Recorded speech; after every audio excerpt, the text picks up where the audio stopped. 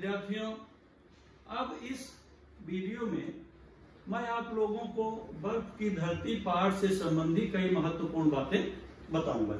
थोड़ा सा मैं इसका वाचन कर रहा हूं। देखें, ऊपर निर्मल उजला आकाश, नीचे चांद सी धरती और उस पर चलती मैं माने कृष्ण सोबती विशाल दृश्य का हिस्सा।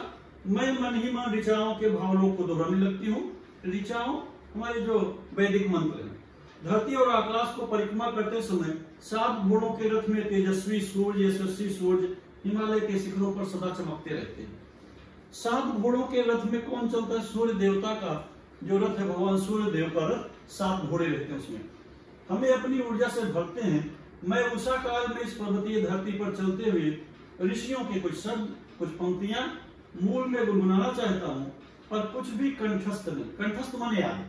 मैं खामोशी से मन ही मन कुछ अपना ही गुनगुनाती हूँ। 3 लोक माना जाता है। देवताओं के लोक का रंग श्वेत, यहाँ पर प्रश्न याद रखिए। धरती पर मानवीय लोक का रंग लाल है। थल के नीचे पानी का पाताल लोक नीले रंग का है। अजीबोगरीब जगह है भारत का टुकड़ा लद्दाख। इसी ऊंचे ऊंचे शिखरों पर हमेशा बर्फ जमी रहती है। उजली तीखी धूप घाटी में, पेंदे में सुनसान इलाके के विस्तार फैले पड़े हैं। तरह तरह के रंगों की चट्टानें। कौन कौन से रंगों की चट्टानें हैं? प्रश्न देखना। मटमैली, स्लेटी, तांबई, रेतीली आदि। दूसरा प्रश्न है, लद्दाख के कई नाम हैं। लद्दाख किन नामों से जाना जाता है? लद्दाख कई नामों से जाना जाता है। मार्यूल, लाल धरती, मांग्यूल, बहुत से लोगों का घर, खाछान, पा अर्थात बर्फ की धरती। तो इस तरह से इसके अलग अलग नाम हैं विद्यार्थियों। अब मैं यहाँ वीडियो के माध्यम से आपको पूरा पाठ पढ़कर नहीं सुना सकता, क्योंकि अपना वीडियो बड़ा लंबा हो जाएगा। मैं इससे महत्वपूर्ण बातें और प्रश्न आपको बताऊंगा।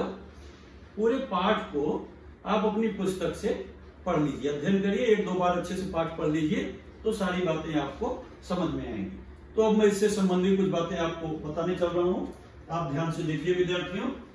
यहाँ पर बर्फ की धरती पाठ में जो महत्वपूर्ण बातें लेखिका ने बताई हैं हमें, उन सब बातों को ध्यान में रखते हुए आपको पाठ का अध्ययन करना है और पाठ से संबंधित जो महत्वपूर्ण बातें हैं उनकी जानकारी करनी है। पाठ में कई संजाल दिए गए हैं, तो उन संजालों को आपको पूर्ण करना है। जैसे यहाँ पर प्रश्न दिया है, लद्दाख की विशेषताएं क्या हैं? आपके पाठ में मिलेगा। लद्दाख के विभिन्न नाम हैं। उजली तीखी धूप, विस्तृत सुनसान इलाके, विभिन्न रंगों की चट्टानें, यह सारी बातें लद्दाख की विशेषता के अंतर्गत आती हैं। फिर लोग कितने हैं? 3 हैं। घोड़ों की संख्या यहाँ पर कितनी बताई गई? 7 घोड़े सूर्य देवता के रथ में। इस तरह से यहाँ पर आपको प्रश्न मिलेंगे। यहाँ पर ये जो परिच्छेद दिया गया है पहला, इस पर 8-10 वाक्यों में अपना स्वमत अभिव्यक्ति लिखना। देखो, गद्य लेखन में एक स्वमत अभिव्यक्ति का मुख्य प्रश्न है।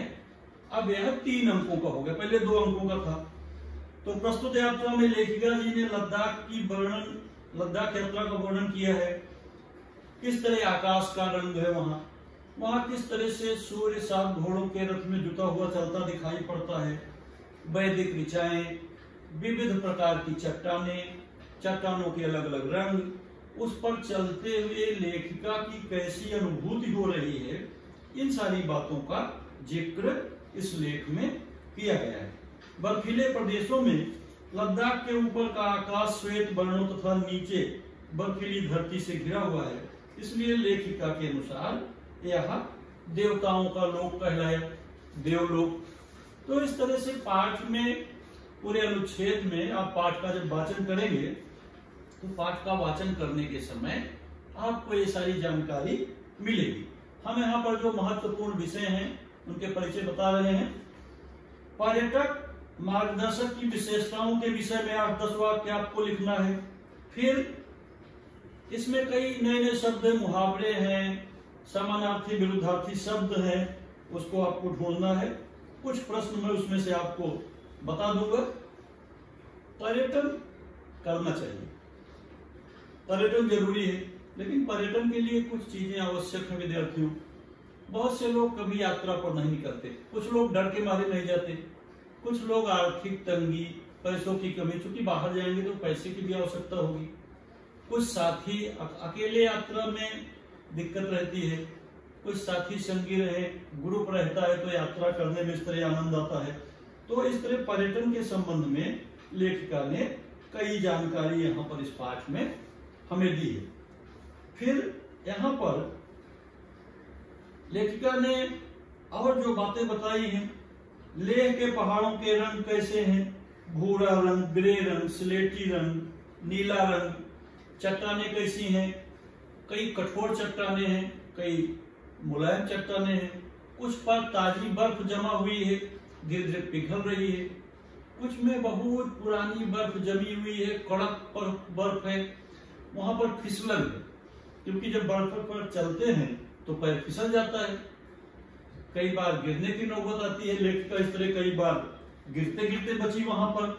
यहाँ पर फिर अगला एक प्रश्न है, किसी यात्रा स्थल पर जाते समय आई हुई कठिनाइयों और उसके समाधान पर अपने विचार दीजिए। यदि आप किसी यात्रा पर जाते हैं तो सर्वप्रथम आपको अनुमान करना चाहिए आपको रास्ते में किन कठिनाइयों का सामना करना पड़ता है, कोई दुर्घटना हो जाए, पीड़ितों का उपचार कैसे होगा, आपके आसपास कोई फर्स्ट एड सामग्री होनी चाहिए, ट्रेन या बस में जहां पर आप चल रहे हैं यदि आपके साथ कोई ग्रुप है, आपके कोई और साथी संगी है तो आपको यात्रा करने में सुविधा होगी। इस तरह से जब हम कोई यात्रा वर्णन पर निकलते हैं, यात्रा के लिए निकलते हैं, तो वहां पर हमें समस्याओं का सामना करना पड़ता है। यहाँ पर चट्टान की खोज में खोसे गए कैलेंडर में इनके चित्र थे। लेखिका ने तेज हवा के बीच में बर्फीली चट्टानों पर देखा कि कुछ लोग देवी देवताओं के चित्र लगाए हुए हैं। जब पूछा ड्राइवर साहिब से कि ये चित्र क्यों लगे हैं, कैसे लगे हैं, तो उन्होंने जो जानकारी बताई कि जब लोग यहाँ पर आते हैं तो कुछ मन में धार लेते हैं। धार लेना माने मन में अपने एक कल्पना कर लेना, जैसे कहते हैं हम कुछ निश्चित कर लेते हैं, मन में ठान लेना, और जब वो काम पूरा हो जाता है तो फिर हम उसको करते हैं। तो लोग इस तरह देवी देवताओं के चित्र लगा देते हैं। लेखिका के पास कोई चित्र नहीं था तो उसने अपनी ओढ़नी, एक हल्की सी ओढ़नी टूरिस्ट को दी, ड्राइवर साहब को कि इसको टांग दो नहीं तो मेरा आना बेकार हो जाएगा। उसी ओढ़नी को ड्राइवर साहब ने फेंक दिया और फिर एक झाड़ में फंस कर लहराने लगी, जैसे मानो कोई कैलेंडर दिख रही हो। तो इस तरह की बातें लेखिका ने वहां पर दिया है। लेखिका ने जूते उतार के जब चलने लगी कहती नहीं, हम जूते उतार कर चलेंगे भले कितनी भी फिसलन हो। तो इस तरह से लेखिका के प्रश्न, यहाँ कुछ प्रत्यय उपसर्ग के प्रश्न आए हैं। पथरीला में इला प्रत्यय लगा दिया, पथरीला बन गया। तूफानी ई प्रत्यय, मूल्यवान मूल शब्द है, वान प्रत्यय लगा दिया गया, मूल्यवान बन गया। तो इस तरह से विद्यार्थियों पाठ में अनेक तरह के जो प्रश्न दिए गए हैं उसकी जानकारी हमको इस पाठ में करनी है। पूरा पाठ का जो वाचन है आप लोग अपनी पुस्तक से करिए, क्योंकि यदि मैं यहाँ पर पूरे पाठ का वाचन करके आपको सुनाऊंगा तो बड़ा लंबा प्रश्न हो जाएगा। मैं पाठ से संबंधी बातें बता रहा हूँ, वहां पर प्रश्न कहाँ है, क्या कैसा वातावरण है, लेखिका ने अपनी यात्रा में जिन महत्वपूर्ण विषयों का अनुभव किया, जिस प्रकार की जानकारी हासिल की, वह सब इस पाठ का मुख्य विषय है। धन्यवाद।